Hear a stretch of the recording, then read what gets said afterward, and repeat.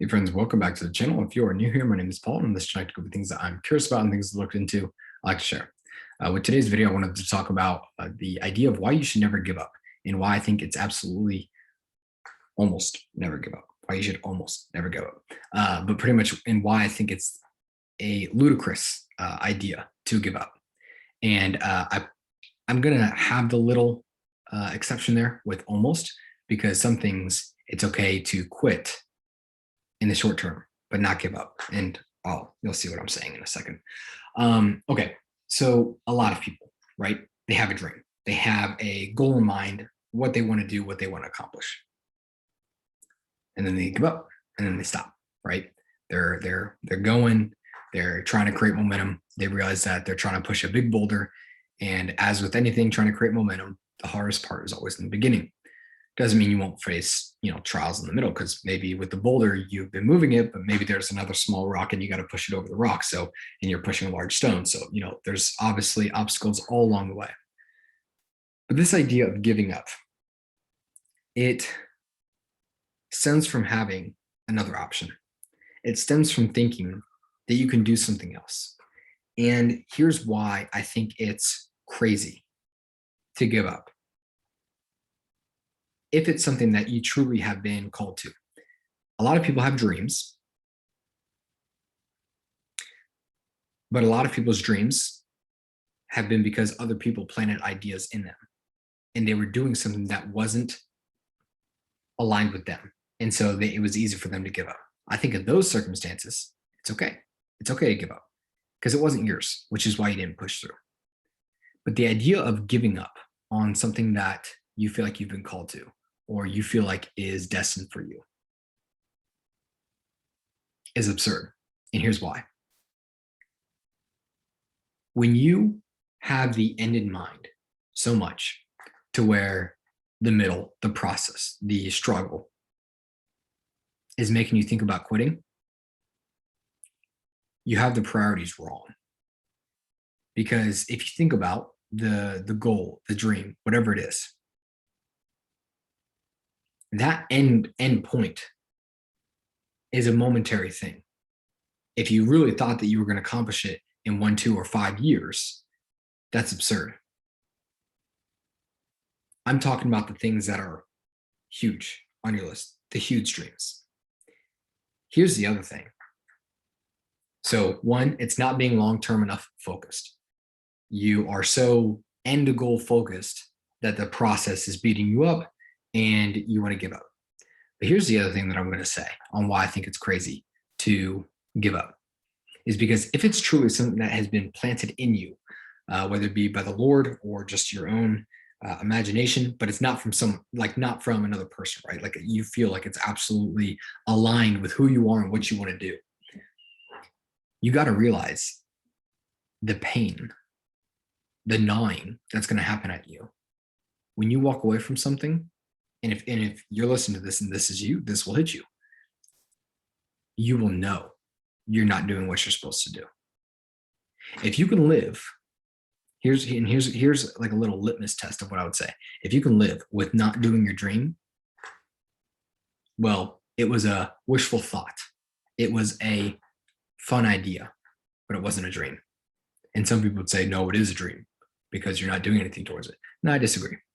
Dreams move you in a different way. There's a reason why when people have nightmares, they don't just brush it off and go, that was interesting. Wake up, boom, boom, boom, boom, boom. Heart beating fast. Maybe they're sweating. They got to get out of bed, cool off, maybe walk around a little bit. Almost always, what do? Tell someone. When you have a dream that's planted in you, whether by the Lord or through your own experiences, you're going to tell people. You're going to tell people. You can't not. And when you don't, and when you don't do it, and it's not gnawing at you, wishful thought, cool idea. Oh, I want to be a millionaire. Cool idea, right? But it's not a dream. And it's like, anyways, like, how are you going to get there? What are you going to do to get there? I want to be a professional athlete. Cool thought or dream? What are you going to do? Dream? You're going to start telling your coaches. You're going to start talking to other people. You're going to start looking up videos, how to, improve every area. The idea of giving up on a dream or on a calling is ludicrous, because the other option of what I'm talking about is essentially there is no other option, which is why you can't quit. Because the other option of not doing what you were called to do is going to be a living hell internally for you. You will not. It is better to be in the mud doing your dream than it is to be comfortable not doing your dream. Why? Because at the end of your day, you are not aligned with yourself, and you can't look at yourself straight in the mirror. And if you can't look at yourself straight in the mirror at the end of the day, you can't look at other people straight. So your whole congruency, your whole alignment is off. You can't even deal with other people straight because you can't deal with yourself straight. And you'd be lying to yourself if you say that you could deal with other people straight, because you're not even dealing with yourself straight. It doesn't work like that. It doesn't work like that at all. And so I don't know where you're at, but if you have a calling, if you have a dream, giving up is not an option. It's not an option at all. Unless you want to say you want to go insane or you want to have so much disgust. Because you got to realize it's not the end that actually matters. It's not that result.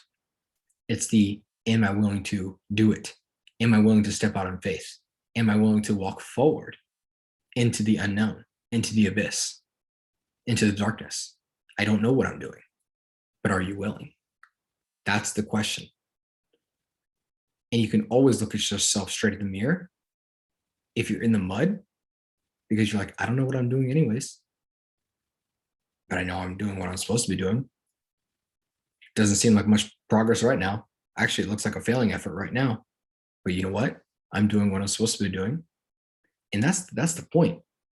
If you can give up on something, it wasn't yours. It's when you can't give up that you know it's been given to you. That's the point. That's the point. When you look at things that you've given up on, you'll see it was a wishful thought. It was a wishful thought. Here's one more point that I want to say with this. Sometimes momentary quitting is part of the long-term not giving up. How many stories do you hear of athletes with different setbacks?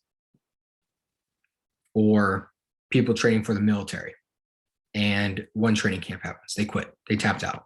Okay, gonna try again in however many months or however many years. I gotta train. I gotta go come back harder. A momentary quitting, right? And I'm not talking about like an injury or anything like that. I'm talking about they failed. They failed. They tapped out. But then they went back at it. A lot of these things you actually see are part of the success story.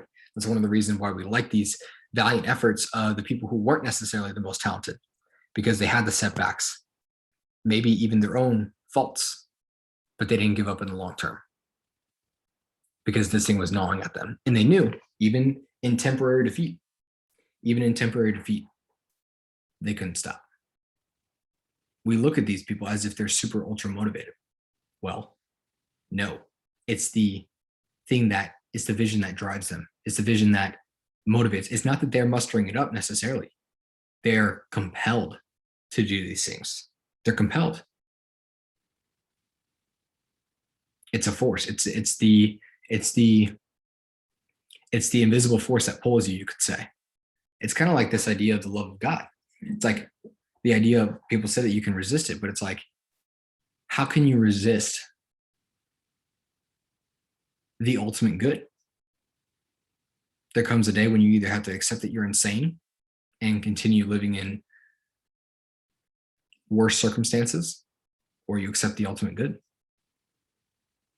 It's a similar thing with your dream, except it's not always, butterflies and rainbows as what we see the Super Bowls, the NBA championships, the whatever, and we see the glory. But let's be real, the majority of people who go there, they're not winning those things. So that's what I'm saying. You can't be so end focused that you don't think that you're going to be going through mud. So here's the full point of this story. If you've been given a dream, you cannot give up on it, or else you will live out of alignment with yourself. If you live out of alignment with yourself, you're going to live out of alignment with other people. Probably going to build up a lot of bitterness, probably going to build up a lot of regret. Lower the ego, lower the pride. If your season in the mud is going to be a year or 10 years, don't look at other people because their journey is not your journey. Your journey may require 20 years in the mud. Who knows? Maybe your pedestal might be so high and so long and so above everyone else that you need to go through 2, 3, 4 times the amount of mud that your friend did, that other people around you did. Don't mistake what the mud is. The mud is character building years. Don't mistake that. You can't give up on it. So I wanted to record this video for you. That being said, I'll see you guys in the next one.